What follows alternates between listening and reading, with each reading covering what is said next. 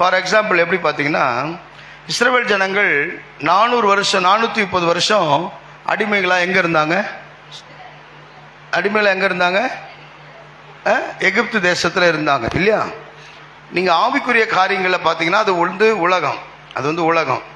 அவங்க அந்த பிரயாணப்பட்டு வந்தாங்க இல்லையா, அந்த வனாந்தரம், அது வந்து ரட்சிக்கப்பட்ட பிறகு நம்முடைய வாழ்க்கையில் இருக்கிற வனாந்தரம். விளங்குதா? ரட்சிக்கப்பட்ட பிறகு வனாந்தரமா இல்லையா? நம்முடைய வாழ்க்கை வனாந்தரமா இருக்கா இல்லையா? ஆமேனா இல்லையா? வனாந்தரத்தில் ஜுவல்ஸ் கடை இருக்காது, வனாந்தரத்தில் அடகு வைக்கிறது இருக்காது, வாங்கிறது இருக்காது.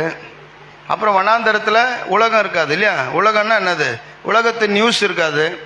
நம்ம கையில் கொடுக்கப்பட்டது இந்த பைபிள் தான். இதையே படிச்சுன்னு ஜெபம் பண்ணின்னு இப்படியே சாப்பிட்டுக்கின்னு தூங்கின்னு இருக்கணும். வேலையும் இல்லை. வனாந்தரத்தில் வேலை இருக்கா? இல்லை. உண்மையிலேயே ரட்சிக்கப்பட்டவங்க வனாந்தர வாழ்க்கை வாழ்ந்துட்டாங்கன்னா அவங்களுக்கு கர்த்தர் என்ன செய்வார்? மன்னாவை கொடுப்பார். வனாந்தர மன்னான்றது வந்து நீங்கள் யோசிச்சு பார்த்தீங்கன்னா கூட அந்த மாதிரி ஆகாரம் கிடைக்கவே கிடைக்காது. ஒன்றா வீட்டில் ஒன்றா சேர்ந்து பாருங்கள், உங்களுக்கு கிடைக்காது. அது எப்படி இருந்துச்சா? உருண்டையாக இருந்துச்சு, பணியாரம் மாதிரி இருந்துச்சு அப்படின்லாம் போட்டிருக்குல்ல. அந்த மன்னாவை ஆண்டவர் கொடுத்தாருன்னா பாருங்கள், நம்முடைய ஆண்டவருடைய ஞானம் ரொம்ப பெருசு. ஏன் ஞானத்தில் விளங்குறத சொல்கிறேன் பாருங்கள். சோத்திரம்.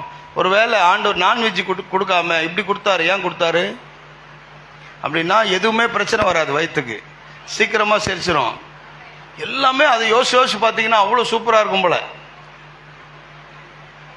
அது சரியா இவங்க 40 வருஷம் நடக்க போகிறாங்க, அதுக்கேற்ற பலனா அந்த மண்ணா என்ன செய்கிறோம் கொடுத்துருக்குறாரு. ஆனால் இவன் தான் பாழா போனவன், எனக்கு இதெல்லாம் வேணாம். கர்த்தர் கொடுக்குறது எப்போ நீ வேணான்றியோ அன்றைக்கே உனக்கு முடிவு காலம் வந்துச்சுன்னு அர்த்தம்.